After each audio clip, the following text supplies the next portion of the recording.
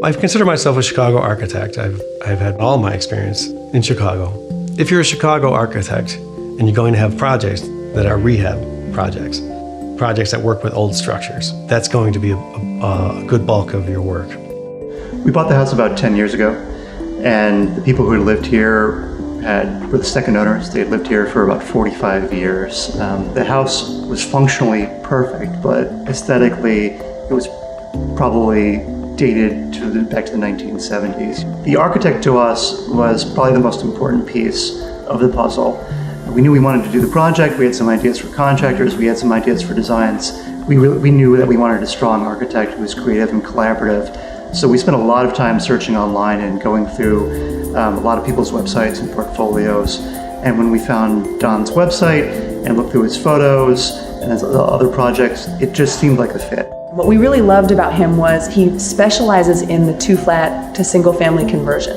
And it's a unique challenge because new construction, you're starting from scratch, you have very few restrictions. Here, we wanted to retain this great brick structure we had, but we really wanted to make it a completely new place. I think that the big thing that the house didn't do was take advantage of the river. We had this view, and you'd walk into every room and it felt small and compact and kind of dark. And from our very first meeting with Don, we said our main goal is to open up the space, let the light in, and take advantage of our connection to the outside. But we also really felt like when we went into a house that we would love, we always found one focal point or a few focal points. And so we talked with Don about finding very unique things we could do in the house. And one of those, and one of my favorite parts of our house, is our staircase. So we had seen Don's work in another house, and he does beautiful staircases. And what we did was we then added another layer to that, where we got old boxcar flooring from old trains and had that refinished, and it's awesome. It's such a unique fingerprint that we can put on the house that really feels like ours, and it's also a sustainable material.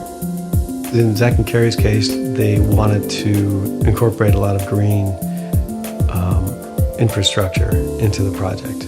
I find that when a client comes with specific needs like that, it adds to the quality of the project.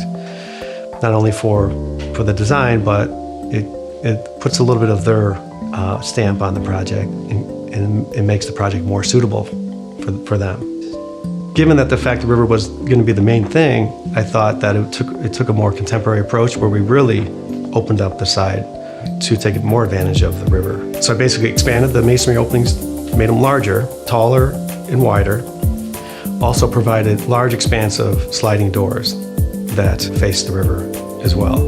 We made a few more openings in that sidewall. So there's a kind of repetition of windows that go consistently from the front to the back now. I love the fact in Zach and Carrie's house that you can be standing in their kitchen, and throughout the day you'll get light from every direction. You'll get it from the east, the west, from every coordinate and above. And throughout the day that room changes based on the way where the light is coming from. Zach's goal and Carrie's goal was to build a green home as well. So part of those green features fit into sort of the design aesthetic they were looking for and what they found in my work. And even one of the spaces that they liked from a previous project, they thought, oh, this would be a great space for a vegetative wall. So they kind of retrofitted or put in an object that they saw that would work well from a previous design.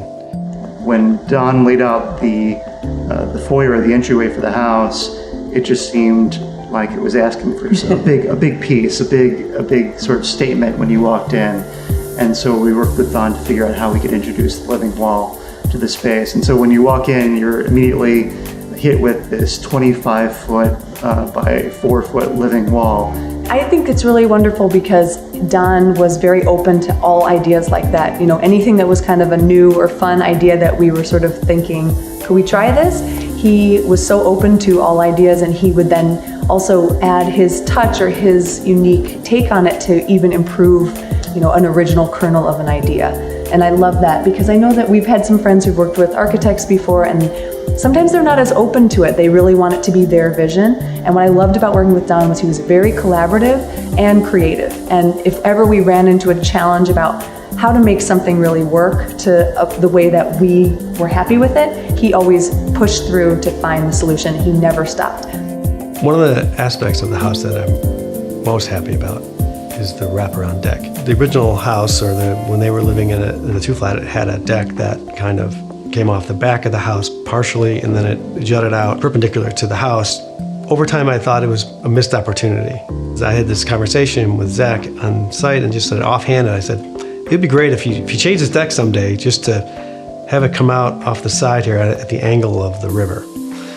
So with that thought, 2 days later, I get a phone call from them, and they're like, we love the idea of the deck, angling with the river. So we incorporate that into the project.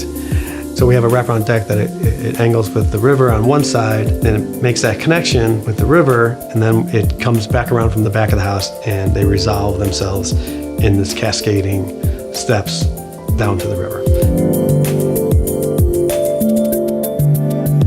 I really enjoyed every one of our meetings with Don because he is so easygoing and great to get along with. And we laughed in our meetings. We would joke around. It was really fun. Doing a home project can be stressful and difficult and demanding, but I really felt Don shielded us from that in a lot of ways. The other thing that Don did well was that Don really owned all the projects. He seemed to come at it from the perspective almost as an owner. He had an investment in the project. He really cared about the outcome of the construction. When there were challenges, he'd be calling and following up to make sure that those issues were resolved. It really felt like he was vested. It wasn't like he had done the drawings and thrown them over the fence to us and said, now go build it. He was really involved over the long haul. And that was, I think, reflective in the final outcome. Over the course of a project, there's many of these decisions and choices, and I'm very passionate about getting into that level of detail and working with the client to come up with solutions that I think is appropriate, not only for the client, but appropriate for that building as well, because that building, it's going to have a character to it, hopefully, in the end. And I'm committed to kind of